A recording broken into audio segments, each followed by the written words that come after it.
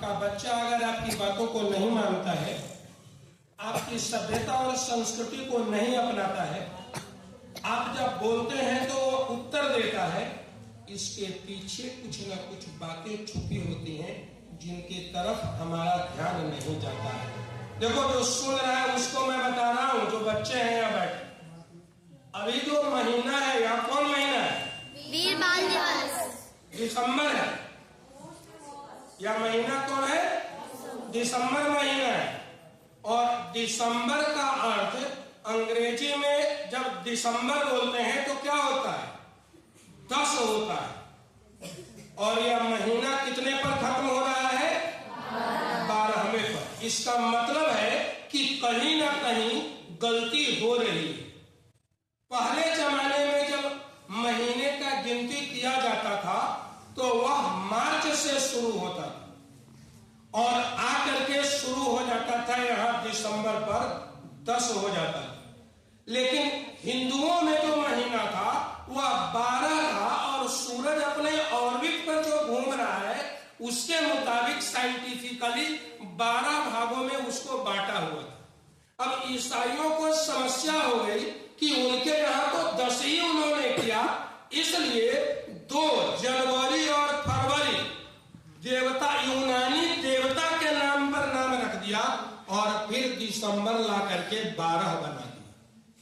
लेकिन नाम तो पहले से दिसंबर था, इसीलिए यह 10 का 10 ही रह गया। सितंबर देखो 7, अक्टूबर 8, नवंबर 9 और दिसंबर 10। तो जिसकी संस्कृति महीना का नाम ठीक तरीके से न चला सके वह साइंटिफिक संस्कृति कैसे मानी जाए?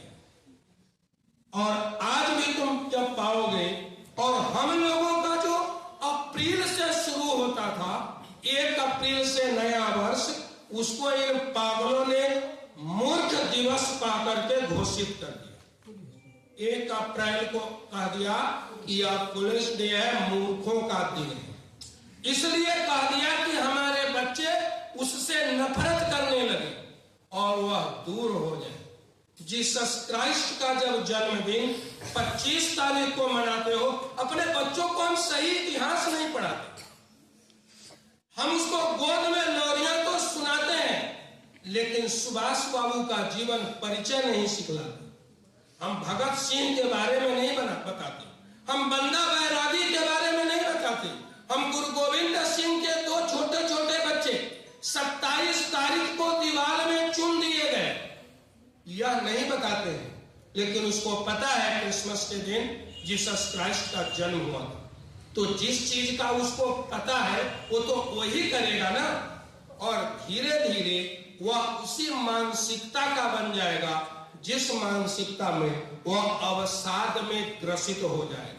जब बच्चा अपने माँ बाप को लड़ता हुआ देखता है, समाज में 2 व्यक्ति को लाठी लेकर लड़ता हुआ देखता है, जब देखता है कि समाज में आने के बाद भी पार्टी बंदी में लोग लगे हुए होते हैं, तो वह छोटा बच्चा सोचता है कि शायद यही बड़ा अच्छा चीज है। जब वो देखता है कि मेरा बाप खाना खाने के बाद थाली को उठा करके स्वयं जाकर के सिंक में नहीं धोता है, तो वह भी थाली खाना खाने के बाद खा करके भाग जाता है। अगर वो अपनी मम्मी को, अपने पापा को देखा हुआ होता कि पापा अपनी थाली को स्वयं उठा कर ले जाते हैं और ले जा करके साफ करते हैं और ठीक करीने से लगा देते हैं, तो वह भी लगाना शुरू कर देता। लेकिन जब पापा को वह देखता कि पापा मम्मी को मदद करते हैं, कभी कभी सब्जी बैठ करके काट देते हैं, तो वह भी सब्जी लेकर काटना सीख जाता। संडे के दिन अगर वह देखता कि मेरे पापा मम्मी को कुछ हाथ बटाते और काम करते हैं, तो वह भी काम करना सीख जाता। मंदिर में और स्कूलों में अगर दरी बिछाने का काम टीचर स्वयं भी अगर दरी उठा करके खींच कर बिछा दे, तो उससे कोई उसकी मानहानि नहीं होगी। जापान में जाकर देखो, जापानी बच्चे स्कूल की सफाई स्वयं करते हैं, और जापान के पास कोई खेत नहीं है, लेकिन उसकी टेक्नोलॉजी पूरे संसार में बिकती है, क्योंकि उसका बच्चा आत्मनिर्भर है। और हमारा बच्चा मम्मी निर्भर है, पापा निर्भर है, नौकर निर्भर है, वो छोटा जब होता है तो हम नौकरों के हाथ में उस बच्चा को दे देते हैं, और उस बच्चा को नौकर खिलाता पिलाता और बड़ा कर देता है। तो अब वह नौकर का बात माने कि पापा का बात माने? वो तो नौकर का ही सुनेगा, क्योंकि नौकर के गोद में ही वह पला बड़ा है। मैं तुमको एक छोटी सी बात बताता हूं और अपनी बात को विराम दूंगा। एक छोटी कहानी है, तुमसे कुछ क्वेश्चन पूछूंगा, बच्चों से पूछूंगा। तो एक बार एक लड़का अपने दादाजी के पास गया और जाकर के बोला कि दादाजी मुझको मोरल का कोई एजुकेशन दीजिए, मोरल शिक्षा दीजिए। दादा थोड़ा सा चुप हो गए, क्योंकि पोता ने जाकर के कहा था कि मोरल की शिक्षा दीजिए। दादा ने क्या कहा थोड़ी रुकने के बाद कि देखो, सारा नाम की एक लड़की थी, वह लड़की अपने माता पिता के साथ एक्सीडेंट में तबाह हो गई। माता पिता तो उससे मर गए, लेकिन वह लड़की अपनी आंखों की रोशनी खो दी, लेकिन जीवित रही। अब जब वो जीवित रही और आंख उसके साथ नहीं था, तो उसकी दादी उसको अपने पास रख ली और रख करके उसको धीरे धीरे बड़ा करने लगी। वो सारा बड़ी होने लगी और बड़ी होने के साथ एक छड़ी रख ली अपने साथ, और उसी छड़ी को देख करके वह इधर उधर जाती थी, अपने सारे कामों को करती थी। उस छड़ी उस डंडे से सारा को बहुत प्यार और लगाव हो गया। बहुत दिनों के बाद एक दिन वह सारा कहीं कुछ कर रही थी और बड़ी हो गई थी। उसी समय कोई एक धनी सेठ का लड़का पर उसका नजर पड़ गया।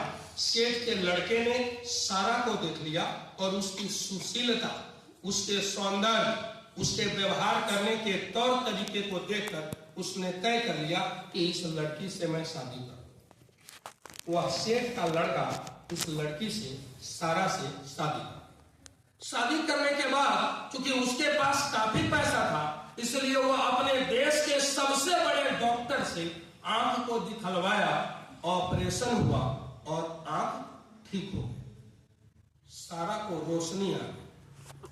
सारा जिस दिन आंखों को खोली और पूरे संसार को देखने लगी, घूम फिरने लगी, उसी दिन उसने क्या किया कि उसके हाथ में जो छड़ी थी, उस छड़ी को उठाया और फेंक दिया। दादाजी इतना कह करके चुप हो गए। अब तुमको बताना है कि दादाजी ने कहानी को यहां खत्म क्यों कर दिया। बोलो, कोई भी लड़की इसमें से या लड़का, इस कहानी को बताओ। मैं तुमको बताता हूं और इस समाज में क्या हो रहा है। समझा कुछ? जी। पता क्या समझे? जो मुसीबत के समय हमारा सहारा बनता है। नहीं, बच्चा से पूछे हैं ना, अब आप तो बच्ची नहीं है। कुछ बोलो बच्चे लोग। देखो, एक ही कह रही है कि जो मुसीबत के समय साथ देता है, हम उस समय तो उसे ले लिया करते हैं, लेकिन जैसे ही मुसीबत खत्म हो जाता है उसे हम उठाकर देते हैं। किसी को दातुन करते हुए देखना, दातुन को बड़ी प्यार से काटेगा और काट करके दांत को रगड़ेगा और साफ करेगा, और जैसे ही यह दातुन से दांत साफ कर लेता है, फिर दातुन की जो हालत होती है, बीच से चीरता है, जीभ से उसको निकालता है गंदगी और उठा करके दूर कूड़े में डाल देता है। समाज की जो यह प्रवृत्ति है, वो समाज में माता पिता घर में प्रवृत्ति हो या समाज में यह प्रवृत्ति हो या कहीं भी इस तरह की प्रवृत्ति लग जाएगी कि बुरे दिनों में जो साथ देने वाले लोग हैं, अच्छे दिनों में जब आप उसको नहीं चाहते हैं, अपमानित करते और छोड़ देते हैं, तो याद रख करके चलना, समाज अधः पतन की ओर चला जाता है। हर एक व्यक्ति को बचना चाहिए। डीएवी नंदराज वालों ने कल एक सेमिनार किया, बड़ी अनूठा सेमिनार किया, और छोटे बच्चों के लिए एक लैब बनाया, एलकेजी और नर्सरी के बच्चों के लिए, और घोषणा किया कि उन बच्चों को वहां पर हम बैठना सिखलाएंगे, जूता बांधना सिखलाएंगे, खाना खाना सिखलाएंगे, चम्मच और नोकीला जो चम्मच होता है उसे कैसे काटते हैं यह सिखलाएंगे। सिखलाएंगे, मम्मी पापा के साथ कैसा व्यवहार करेंगे यह सिखलाएंगे, और नन्हे हाथों से कंप्यूटर भी सिखलाएंगे। सब चीज एक लैब के अंदर सिखलाएंगे। वो लैब बना हुआ होगा और उस लैब में सब चीज सिखाने के लिए टीचर रखे होंगे जो उनको व्यवहारिक ज्ञान देता है। हम बच्चों को व्यवहारिक ज्ञान नहीं देते। माता पिता जरा सा बच्चा फेल कर जाता है, 3 चमेटा उसके मुंह पर लगा देता है कि तुम तो पढ़ाई नहीं, लेकिन 4 दिन पहले उस बच्चों के साथ 2 घंटे और 1 घंटे मम्मी पापा समय नहीं देते। जब समय हम नहीं देंगे उसके प्रति तो थप्पड़ मारने का भी आपको अधिकार नहीं होगा। वो बच्चा आपके साथ लिखा ना कि 5 वर्ष तक 6 वर्ष तक बच्चों को प्यार करना चाहिए। लाल एक 5 वर्षाण 10 वर्षानी ताड़े 16 वर्ष तक उसको उसका हिसाब किताब लेना चाहिए कि वह ठीक से पढ़ रहा है कि नहीं पढ़ रहा है, खा रहा है कि नहीं खा रहा है। और जैसे ही 16 पार कर जाता है, मित्र एवं समाचरे, मित्र की तरह व्यवहार करना चाहिए। हम तो शेर की तरह व्यवहार करते हैं। जब हम घरों में आते हैं तो बच्चा अलमीरा में छुप जाता है, पलंग के नीचे छुप जाता है कि बाप हमसे क्या पूछेगा और कितना थप्पड़ बजाएगा। अब इस तरह उसके अंदर इंफीरियरिटी कॉम्प्लेक्स घर कर जाती है और अंत में वह सुसाइड करने के लिए उतारू हो जाता है। उसको हम नहीं सिखलाते हैं कि व्यक्ति हारता नहीं है, या तो जीतता है या सीखता है। तुम अगर 9 में फेल करते हो तो तुम सीख रहे हो, और अगर 9 से 10 में चले गए हो तो तुम जीत गए हो।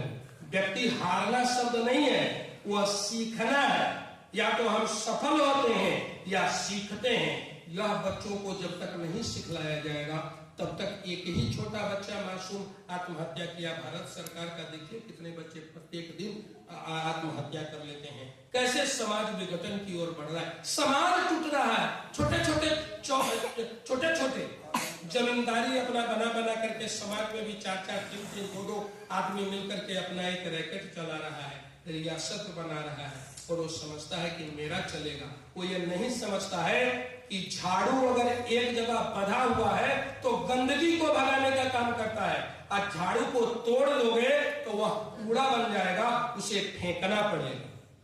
हम कूड़ा बनाने की तरफ आमदा है, हमें झाड़ू बना करके ठीक तरीके से रखना चाहिए।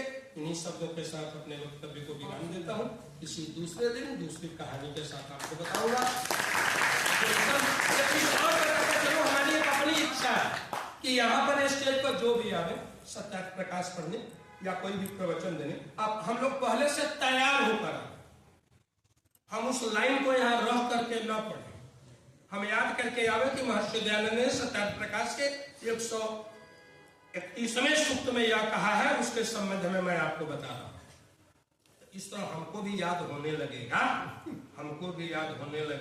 तो ये पंडितों पर पड़ेगा और आपको भी फिर याद करके रखना पड़ेगा कि आप अगले बार क्या सीखे हैं। तो जब तक आगे नहीं चलिएगा, थोड़ा कड़ाई का पालन नहीं करिएगा, तब तक ये बढ़ना बड़ा कठिन हो जाएगा। इन्हीं शब्दों के साथ एक बार पुनः बहुत बहुत धन्यवाद।